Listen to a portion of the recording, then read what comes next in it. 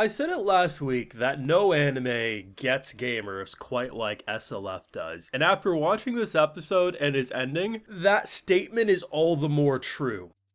The amount of times that I can think of myself, especially when I was in high school or even college, goddamn. But like gamers in general, we have a habit of when a game's real good, 5 more minutes, 10 more minutes. Hell, sometimes we just say, hey, we're just gonna finish this one thing. Why is it bright in my room now? It's 5 a.m. Oh shit, I gotta get up. Sunraku kills the king. You know, props to him, well done. But he's getting ready for bed, he thinks, only to realize that, wait, what time is it? He stayed up all night playing SLF. He is over here for a tournament. Even if today wasn't like, say, tournament day, like big match, he still has to practice. He still has to have matches, whatever it is. At the end of the day, he's going to go into the next episode completely drained. Now, here's the thing. Maybe it'll be a bit of flight or fight mode, you know, at the end of the day, he might be able to pull off the drained aura. But it doesn't change the fact that this show, top to bottom, I am convinced this isn't just an author who, like, watched some of... No, this is an author who is a dedicated gamer. And completely understands what makes gamers and games engaging and also frustrating, because it's not the staying up late all night and being irresponsible for our responsibilities is not an aspect that is good about us. We should admit that. But goddamn SLF, just when I think I can't relate and love you more, you introduce this episode. Round of a freaking applause. If you want to support my work, see my full thoughts on these amazing SLF episodes, we got the Patreon where we got the full uncut live reactions available exclusively over there if you're so interested. So, we actually made some progress. Turns out, while I was right that the tower was indestructible, I was kind of wrong in the way it was. It wasn't that it can't be destroyed, it's more of it has a reflect, so that's why the attack basically didn't do it. And the way Sunraku realized is like, okay, the initial path of the attack in terms of destruction makes sense, but then there's all this other destruction, but he didn't hit it over there unless the attack bounced off. So the idea of essentially using that attack against it makes total sense. Unfortunately, the way to do that is we have to gamble with NPC lives. At least it wasn't a mule this time, so if anything catastrophe-driven happened, at least it wouldn't be our cute little bunny. Still, I was worried for that merman, I'm gonna be honest. The idea of using inventory is good. The issue is that inventory isn't enough anymore, especially since the whole Crystal Scorpion thing. It's been patched, right? So it's a different... And it makes sense, right? It's an online game. I'm kind of the belief if it's a single player game, there's sometimes you go too far with patches. I can think of Tears of the Kingdom as an example when Nintendo continuously tried to block the duplication glitches. It's a single player game. At a certain point, just let the players have fun. An online game where you can cheese something that only you have and make NPCs and enemies very much cheesable and grindable, it's understandable why they changed the mechanics there. But the idea of mixing it both with an NPC and your doppelganger so it can keep it in the general area is really intelligent. So Sunraku getting up to the midpoint of the tower, the psycho... Like, I think there's more relating to him with Pencilgon than I think we initially thought, because as soon as he sees that girl, like, doing the barrier or whatever, he's like, oh, shit. If I could kill her too, that'd be nice. Don't worry. There's always a time and a place to slaughter more people. And I'm like, okay, Sunraku, okay. I see you.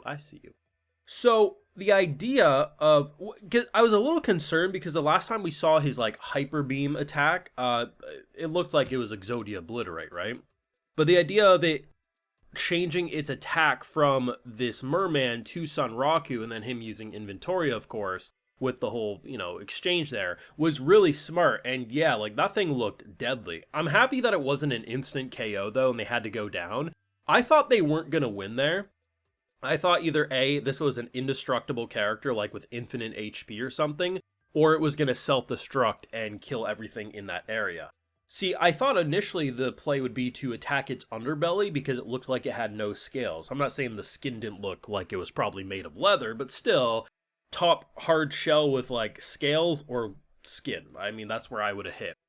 Turns out Sunraku has a bit of an anger problem though. I'm pretty sure who he was referring to was the elf that he drop kicked in the first episode. Now, If you follow the channel long enough, you'll notice sometimes I like to put Kendrick Lamar in the thumbnail when I'm a big hater. I recently did it for the Guild anime, Guild Receptionist. I think being a hater's fun. It is, if you do it correctly and you don't actually make your personality just being a hater because you're actually terminally online and upset with everything. But in terms of jokes, it's fun to do. Sunraku might be too much of a hater. We haven't touched that game since the first episode. We're 49 episodes into this bad boy, and he took out all of his aggression for that NPC that he hasn't even needed to. How bad was this game that he is that tormented? I have questions, Sunraku. It worked, Joja Aura, but still, I have questions about his anger. He might need therapy. Potentially. Granted, we might be able to brush it aside because our girl Pencil's gonna probably be committing casual war crimes as she tortures NPCs as she gets to play a villain, which, hey, I relate to. I do the same thing. So he'll probably get overlooked, but I just want that to be apparent that, that drop kick we saw in episode 1, I don't think that was just, he really didn't like her. No, I think he hates her with every bone in his body. I feel like Sunraku is the type of gamer that, like, for some reason, this NPC got under his skin so hard that when he's eating family dinner around the table and everyone's talking about what they did today, he's like, I hate that elfin bitch. I want her to dead. I just want her dead. And Dad to be like, we need to get him therapy. It just cracks me up, man. Production was tight as per usual. Every time the whale would like come up and its mouth would just be wide open, you felt like you were gonna get swallowed up by Moby Dick as well. I mean, there's a pun there that you can make sexually, I'm sure, but, you know, you get my point. Either way, great episode, second to last. I'm sure episode 50 is going to be mostly putting a bow on it. And, you know, season 3 is all but confirmed. If you look into details, season 3's been worked on this whole time.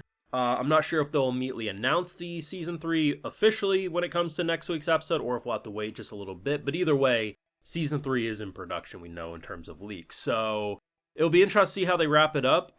You know, manga readers and stuff still been hyping it up. I know there's like a web version of this. I think it's like a web novel it initially started at, and then it became a manga or something like that. I know we are getting closer to the manga stuff being caught up, but I'd be interested to see what they would do in terms of adaptation-wise once we do get officially caught up to the manga, since there is other stuff, as I understand, that's way ahead that they could keep going if they really want to, but I doubt they would. I feel like what will end up happening is once we get too caught up, the gaps between seasons will just get longer and we'll have single cores rather than double cores. That's kind of where my head's at. But either way, SLF delivers. It was great. Sunraku's a gamer top to bottom. The good, the bad, and the ugly. It has it all, and that's why we love this show. You let me know your thoughts down below. What did you think of the episode and the conclusion to this big fight? Do let me know. Leave a like if you enjoyed. Subscribe if you're new around here. Of course, ring that bell. Like I mentioned, we got those full live reactions over on Patreon. And hey, while you're over there, I'll just give you a video shout out. Alright, so today we got Malix, Attack Owl, Bird Nest, Gomison, Count Viscount, Ciaris, and we also have Ryuki. So I appreciate the support, everyone. Please take care